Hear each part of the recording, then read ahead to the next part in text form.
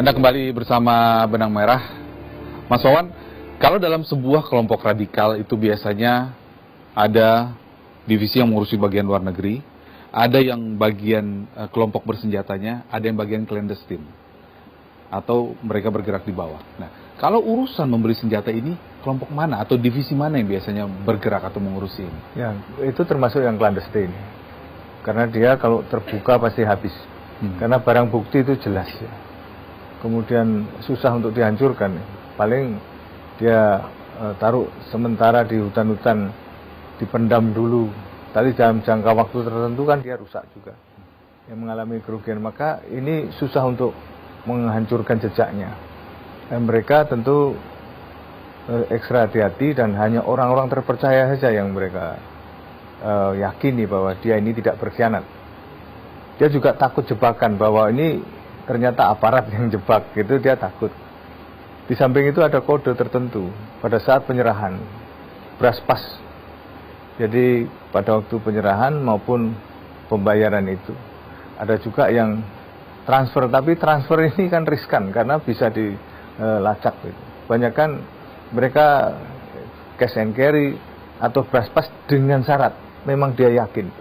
Sebab banyak juga terjadi di tengah batal setelah dia melakukan cashing itu, ternyata orangnya mencurigakan, kabur dia, nggak jadi. Meskipun berapapun dia bayar, dia nggak yakin.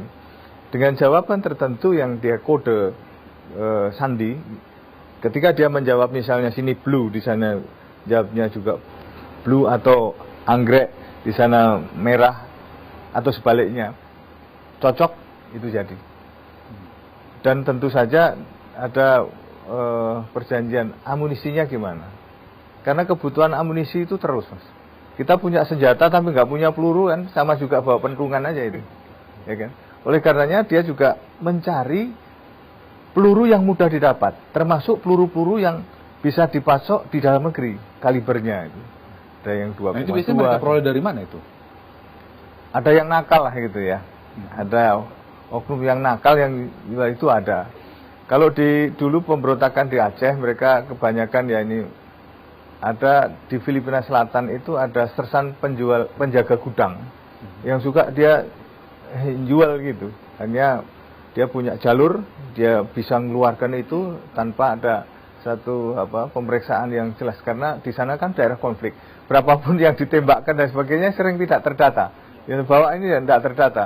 Bahkan masih, kalau tadi di Filipina ada labelnya property of Filipina, ini juga sama gitu. Ada lambang dari gajah putih, dan itu antara mereka sudah lewat laut mudah sekali, tidak terlalu sulit. Dan laut kita memang tidak seluruhnya bisa terjaga gitu. Ibaratnya tentara, polisi dijejer muter pun nggak akan cukup bisa menutup wilayah itu. Baik. Di samping itu cover-cover yang digunakan melalui nelayan, dan bahkan ada yang menggunakan pura-pura nelayan cewek ini, wanita. Orang nggak curiga itu. Kalau di perbatasan di Maluku, dia pakai ketinting itu, waktu ada patroli, dia tiarap sedikit di tengah kegelapan, sudah begitu patrolinya lewat, dia lewat juga. Main seperti itu. Jadi kucing-kucingan ini terjadi di wilayah. Baik, benar begitu Mas Ramli. Jadi menggunakan nelayan juga, menggunakan perempuan juga. Ketika dulu mengirim senjata, seperti apa? Mas Wawan ini malah seperti pelaku pedagang ini, jawabannya ini.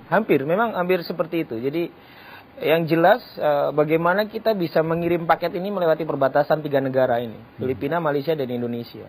Siapa yang bisa ngirim paket ke perbatasan, dia yang menang. Jadi dari Filipina bisa kita kirim melalui perbatasan Malaysia yang masuk ke Tarakan, atau kita kirim melalui perbatasan Sulawesi yang akhirnya Halmahera dan masuk ke Ambon. Gitu. Jadi Mas Wawan juga menjelaskan hampir seperti itu. Tetapi kan kita juga memiliki kontak-kontak tersendiri dalam hal ini, tidak serta-merta. Itu secara garis besar memang sistem penjualan dan perdagangan seperti itu. Cuman memang di Filipina sendiri itu, Filipina Selatan itu begitu mudahnya. Kenapa? Memang etalasi konflik di sana yang memudahkan senjata itu beredar. Baik. Jadi begitu kita menginginkan, kita asalkan ada rupiah pun, katakanlah ada dolar di sana, kita bisa mendapatkan. Oke. Pak Ali, dulu ketika konflik Poso Ambon, Anda dan teman-teman ketika hendak memesan senjata itu, siapa orang pertama yang Anda hubungi? Memang ada kawan-kawan tertentu yang memang bertugas menjadi supplier senjata, di mana ini punya keahlian untuk menyeberangi laut dari Tinakareng sampai ke provinsi Saranggani, itu mempertaruhkan nyawa. 3 meter ombak, 4 meter ombak dilalui dengan membawa sampan, dengan membawa perahu kecil yang bersayap bambu, dan itu cukup berisiko. Tapi sekalipun berisiko, mereka kemudian tetap mereka lakukan karena kebutuhan yang ada di Indonesia. Dan memang mereka juga sering menggunakan camouflage. Tentu membawa barang itu tidak kemudian dibawa secara utuh. Itu dipisah-pisah, barrelnya dipisah, kemudian cover barrel juga dipisah, bodinya juga dipisah. Ketika dicek secara kasat mata. Tapi itu semua ketika dipisah dikirim satu paket atau berbeda? Dipisah-pisah. Ada satu kardus ini cover barrel, kemudian satu kardusnya itu yang gun stocknya itu, jadi beda-beda. Ketika dicek satu, itu sebenarnya sepeda motor saja. Dan itu tidak kemudian aparat yang menjaga di pelabuhan itu tidak curiga dikiranya itu sepepat saja, padahal itu senjata yang cukup mematikan. Begitu sampai di Ambon maupun di Poso, ada kemudian di sana dirakit ulang, yang kemudian tidak dipakai pada saat itu dikirim ke Lamongan. Mohon maaf Mas Aryo, 2002 ada polisi menemukan puluhan senjata di Lamongan terkait dengan Mas Amrozi. Pada waktu itu ditangkap karena terkait dengan bom Bali. Ditemukan puluhan senjata di hutan Dadapan Solokuro Lamongan. Publik pada waktu itu menduga, mengira, menyangka bahwa senjata ini punya siapa kalau bukan polisi. Ini polisi yang menanam, bukan. Senjata itu berasal daripada Filipina, dan kemudian kakak saya yang memang ahli senjata, Mas Ali Imran, kemudian bisa masuk ke Indonesia itu bermain dengan siapa saja? Bermain dengan kita, itu sebetulnya sangat rahasia. Tidak semua orang dan tidak semua anggota tahu. Hanya orang-orang tertentu saja yang tahu tugas siapa untuk membawa senjata ini dari Mindanao ke Ambon, dan kemudian lanjut ke Jawa, dan baru kemudian disebarkan ke tempat konflik termasuk di Poso. Nah, itu kan melalui jalur banyak begitu ya? Betul. Tidak ketahuan mengakali patroli, mengakali... Ya tentu, ini kan namanya pencuri. Pencuri tentu harus lebih lihai. Yang saya katakan tadi, mereka punya camouflage. Biasa mereka tidak membawa sendiri, tapi kemudian dititipkan kepada mereka yang suka membawa barang di pelabuhan. Tapi kemudian dipantau dari jauh. Itu saling kenal? Atau sistem sel terputus? Tidak kenal, terputus sel itu. Orang yang dititipi tahu nggak kalau yang barang yang dibawa itu? Tidak tahu. Dikiranya ini sepepat motor saja. Oke. Bagus. Kalau melihat cara seperti ini, tampaknya orang berpikir pantas senjata-senjata ini bisa masuk. Nah, kemudian apa yang bisa dilakukan oleh polisi? Iya, tentunya kita melibatkan masyarakat. Tadi Pak Wawan sudah sampaikan, berapapun petugas kita jejer di sepanjang pantai, kita tidak akan mampu untuk memonitor ini.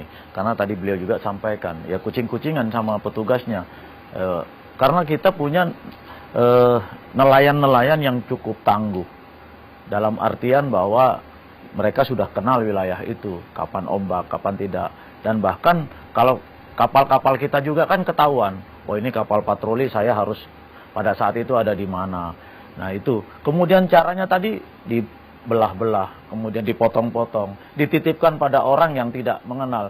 Kita beberapa kali menangkap di lewat pelabuhan laut, ada bungkusan, memang yang isinya antara lain ya seperti spare part, kemudian juga ada minuman keras. Kita tanya pemiliknya siapa? Tidak tahu semua. Karena memang yang dititipin tadi itu tidak mengenal siapa yang menitipkan. Yang penting nanti di sana ada penerimanya, gitu, dengan biaya tertentu mereka terima. Nah, sehingga itu bisa mereka manfaatkan jalur-jalur seperti itu. Baik. Benarkah hanya bermodalkan rokok Indonesia, maka sudah bisa meloloskan membawa senpi dari wilayah Jenderal Santos? Kami akan hadirkan ceritanya sesaat lagi.